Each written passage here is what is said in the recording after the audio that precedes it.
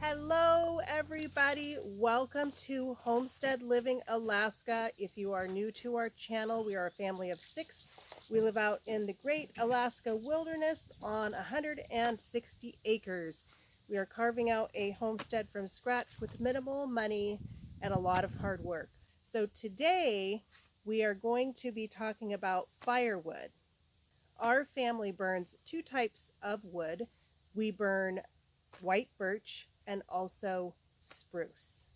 We burn probably 75% birch and 25% spruce. This is a piece of spruce here, and this has about 16 BTUs. This birch has about 24 to 25 BTUs. BTU stands for British Thermal Unit, and it is the amount of heat needed to raise the temperature of 1 pound of water 1 degrees Fahrenheit. That is what BTU stands for. So I was looking at a BTU chart, and the birch definitely falls on the higher end of the BTUs, and the spruce here falls on the lower end of the BTUs, along with cedar. Basically, the birch has the highest heat output over the spruce.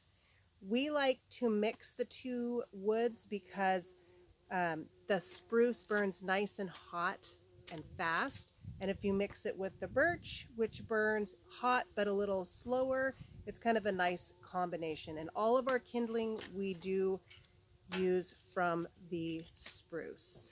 We will be cutting up our rounds today. That in our last video, if you guys have not seen it, you should check it out because it shows you how we got our rounds into this big pile. So today we will be splitting up these big rounds, and then after they're split, we stack them to dry. Now that's when the differences start to show themselves. So when we're talking about birch, you know your birch is fairly dry when it is checked on the outside. Now the downside, if you don't dry your birch proper and if it doesn't get enough airflow, is it actually can mold and rot very easy. So you will see this birch did not get enough airflow, and if you look, you've got all sorts of things growing on the end of the birch because this did not get as much airflow as this piece here. Also, birch will dry better if the bark is off of it. Spruce here, after we split this, spruce hardly ever molds like the birch. So we have never had an issue with any sort of molding on spruce wood. But we have had molding issues on our birch wood. So the spruce here is considered like a mid-quality softwood, and the birch here is considered a hardwood. And another thing too, when you do cut your own wood, you cut your length to the size of your wood stove. Our wood stove takes a 16-inch piece of firewood nicely, so Jeff cuts all of our wood at about 16 inches. And we do like to leave some of our rounds and not split them because they do last overnight instead of a split piece, which burns a little quicker. So we like to leave ourselves a variety of round sizes for that overnight 8-hour burn time. So now that we're done talking about spruce and birch, let's get to showing you how we split the wood and process our firewood, which we are getting a nice jump start on for this winter's wood. We normally burn about 10 cords of wood between our 2 cabins, so getting an early start is very important. All right, so we will start splitting with our Champion 34-ton wood splitter. We've had this for a few years now. We're not sponsored by Champion, but it has done a great job. It's definitely helped Jeff save his elbows from hand splitting some wood. So we're pretty happy with it. It's done a great job. It's not a commercial wood splitter, more of a homeowner wood splitter, and it's done great so far. So let's get to getting some of our winter wood split up.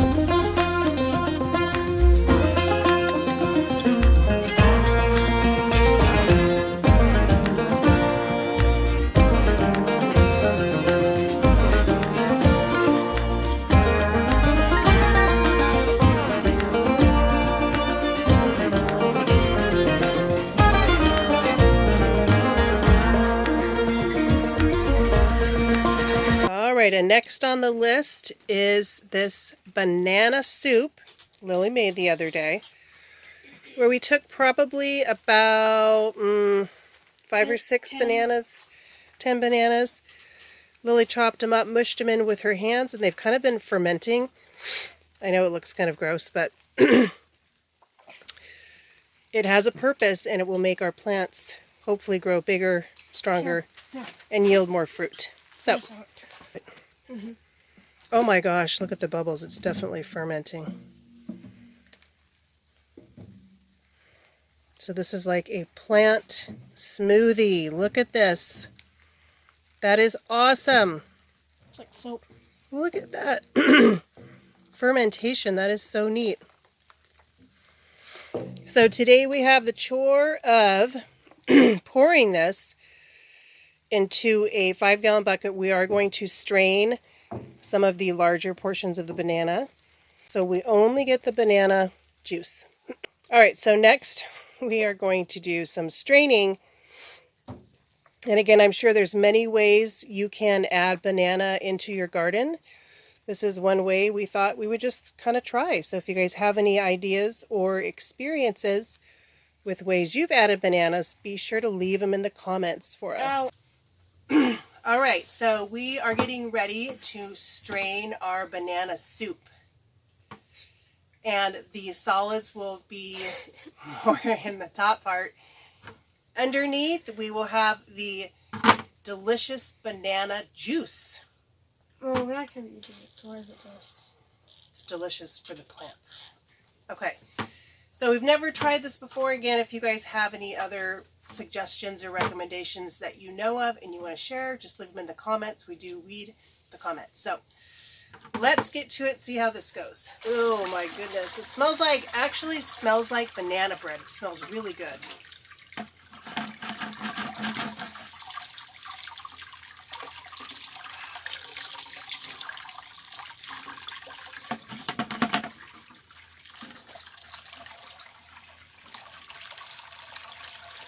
All right, so I am going to take a little bit of these used coffee grinds and we're going to put them around the tomato plant.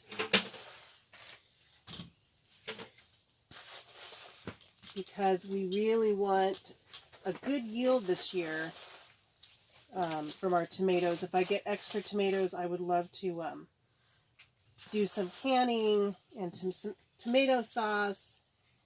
So we're going to really baby these tomato plants this year, and I'm hoping it pays off.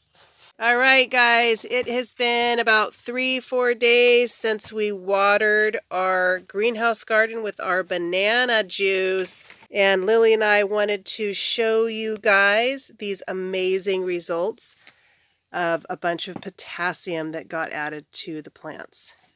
All right, Lily, what have you noticed since we did our banana juice?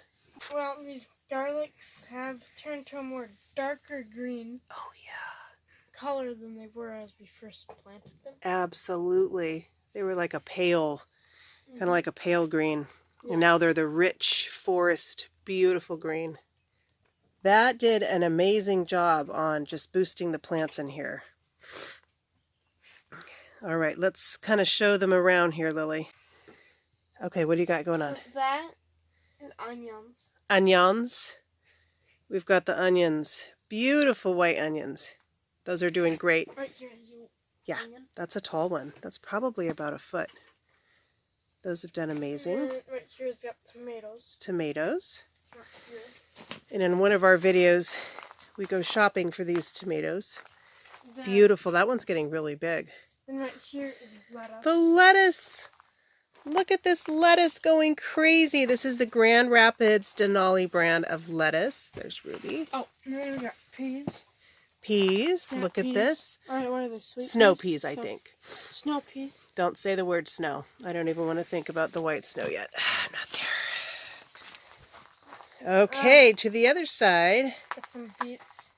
Beets down below. Yeah, and then this is red onions. Oh, look here. Look at our little beets.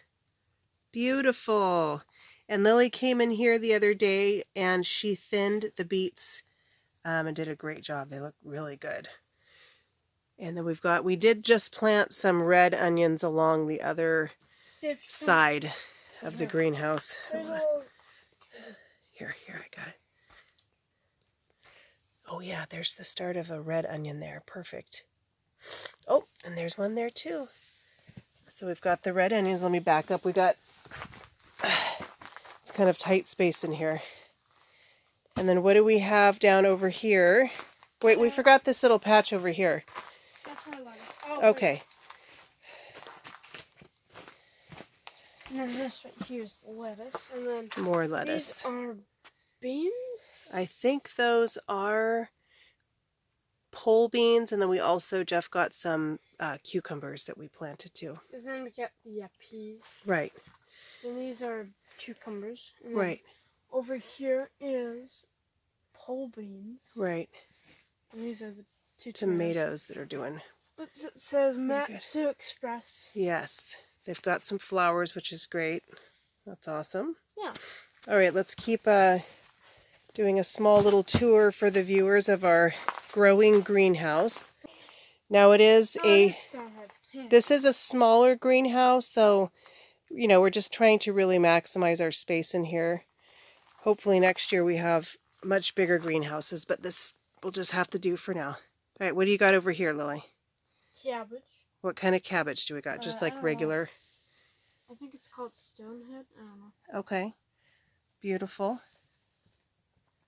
And okay. Purpleness right here. And then you've got purple cabbage. Great. Now I'm going to pan around back over here, Lily. What do we got over here? Beets. Beets. Planted these and we put little sticks so we knew where the row was. And it looks like we've got some tiny beets starting right about there and there. So those are doing good. Germinating just fine on the other end here. So it's slowly taking shape. Goodbye and see you in the next video, and thank you for watching. Oh, that's nice, Lily. Yeah. All right, guys. Thanks for watching us. We'll see you guys on the next video.